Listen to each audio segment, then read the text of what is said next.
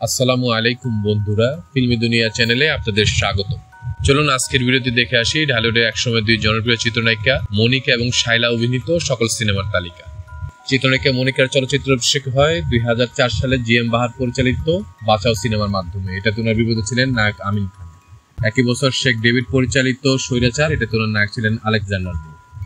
আলী রাজা রুহিন পরিচালিত ভিক্ষা দে, এটাতে ওনার নায়ক ছিলেন আলেকজান্ডার বো। পাঁচে মুক্তি পায় স্বপন চৌধুরী পরিচালিত বুলেট প্রুফ, এটাতে নায়ক ছিলেন আলেকজান্ডার বো। স্বপন চৌধুরী পরিচালিত একটি সিনেমা সদরঘাটের কুলি, এটাতে নায়ক ছিলেন রুবেল। শাহিন সুমন পরিচালিত নিখোঁজ সংবাদ, এটাতে নায়ক ছিলেন অমিত হাসান। এমবি মানিক পরিচালিত রক্ষা নাই, নায়ক ছিলেন আলেকজান্ডার বো।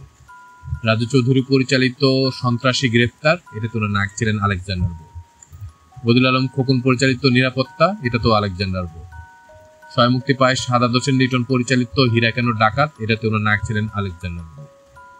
এম সরকার পরিচালিত টাকার নেশা, এটাতে নায়ক ছিলেন আলেকজান্ডার বো। সাফি ইকবাল পরিচালিত সাত খুন মাফ, এটাতে নায়ক ছিলেন আমিন খান। শাহিন সুমন পরিচালিত খায়েশ, নায়ক ছিলেন আলেকজান্ডার বো। শাহিন সুমনের আরেকটি সিনেমা নগদ, এটাতেও নায়ক ছিলেন আলেকজান্ডার বো। সাথে মুক্তি পায় রাজু চৌধুরী পরিচালিত জিদ্দি নারী, এটাতে নায়ক ছিলেন প্রিন্স। এমবি মানিক পরিচালিত ওসমান, এটাতে নায়ক ছিলেন অমিত হাসান। আটে মুক্তি পায় নাদিম মাহমুদ পরিচালিত এলাকার রাজা, এটাতে নায়ক ছিলেন আলেকজান্ডার বো। এটাই হচ্ছে মনিকা অভিনীত মুক্তিপ্রাপ্ত সর্বশেষ সিনেমা। চিত্রনায়িকা মনিকা মোট কাজ করেছেন 17টি সিনেমা। চিত্রনায়িকা শায়লার চলচ্চিত্র অভিষেক হয় 1999 সালে মোহাম্মদ আবু সাইদ খান পরিচালিত দুজন দুজনা সিনেমার মাধ্যমে। এটাতে ওনার বিপরীতে ছিলেন নায়ক মেহেদি, তবে তখন ওনার চলচ্চিত্রের নাম ছিল টুইঙ্কেল। পরের বছর মুক্তি পায় মোস্তাফিজুর রহমান বাবু পরিচালিত লেডি রংবাজ, এটাতে ওনার নায়ক ছিলেন মেহেদি। 2001-এ আনোয়ার চৌধুরী জীবন পরিচালিত পাপি সন্তান, এটাতে ওনার নায়ক ছিলেন ফয়সাল খান। 2001-এ মাসুম পারভেজ রুবেল পরিচালিত সিনেমা মায়ের জন্য যুদ্ধ, এটাতে ওনার নায়ক ছিলেন মেহেদি। তারপর 2005 সালে তিনি টুইঙ্কেল নামের পরিবর্তে শায়লা নাম নিয়ে চলচ্চিত্রে ফিরে আসেন নষ্টামে সিনেমার মাধ্যমে, যেটার পরিচালক ছিলেন A.R. রহমান, এটাতে ওনার নায়ক ছিলেন প্রিন্স। মোহাম্মদ শরীফউদ্দিন খান দীপু পরিচালিত ওরা কারা, নায়ক ছিলেন আলেকজান্ডার বো। স্বপন চৌধুরী পরিচালিত দুর্ধর্ষ কোপা, এটাতে ওনার বিপরীতে ছিলেন আলেকজান্ডার বো। ছয় মুক্তি পায় স্বপন চৌধুরী পরিচালিত মফিজ, এটাতে ওনার বিপরীতে ছিলেন অমিত হাসান। মোতালেব হোসেন পরিচালিত সিনেমা ঘাত সংঘাত, এটাতে ওনার বিপরীতে ছিলেন শাকিল খান এবং প্রিন্স। সৈয়দ মাসুম পরিচালিত ছিন্ন ভিন্ন, এটাতে নায়ক ছিলেন অমিত হাসান। নাদিম মাহমুদ পরিচালিত বাদশা গুন্ডা, এটাতে নায়ক ছিলেন রুবেল। বদিউল আলম খোকন পরিচালিত নিষ্পাপ কয়েদি, নায়ক ছিলেন শাকিব খান। A.R. রহমান পরিচালিত সিনেমা সর্দার, এটাতে নায়ক ছিলেন অমিত হাসান। সাথে মুক্তি পায় ইসালাম সাকি পরিচালিত চ্যালেঞ্জের মুখে, এটাতে বিপরীতে ছিলেন অমিত হাসান। সাফি ইকবাল পরিচালিত তেজি মেয়ে, নায়ক ছিলেন প্রিন্স। হানিফ আকন দুলাল পরিচালিত বাবু খুনি, এটাতে নায়ক ছিলেন আলেকজান্ডার বো।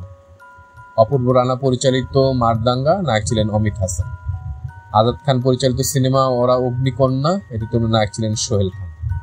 নাদিম মাহমুদ পরিচালিত দুই মাস্তান, এটাতে নায়ক ছিলেন অমিত হাসান। আনোয়ার চৌধুরী জীবন পরিচালিত বিদ্রোহী রাজা, এটাতে নায়ক ছিলেন আলেকজান্ডার বো। স্বপন চৌধুরী পরিচালিত বাদশা ভাই LLB, নায়ক ছিলেন অমিত হাসান। হানিফ আকন দুলাল পরিচালিত আরেকটি সিনেমা জ্বলন্ত নারী, এটাতে ওনার বিরুদ্ধে ছিলেন প্রিন্স। মন্তাজুর রহমান আকবর পরিচালিত দুশ্মন খতম, এটাতে ওনার নায়ক ছিলেন প্রিন্স। হানিফ আকন দুলাল পরিচালিত চান্দি গরম, এটাতে ওনার নায়ক ছিলেন প্রিন্স। মন্তাজুর রহমান আকবর পরিচালিত কুখ্যাত নুরু, এটাতে ওনার বিরুদ্ধে ছিলেন প্রিন্স। এজে রানা পরিচালিত সিনেমা দুর্ধর্ষ দুর্জয়, নায়ক ছিলেন রুবেল।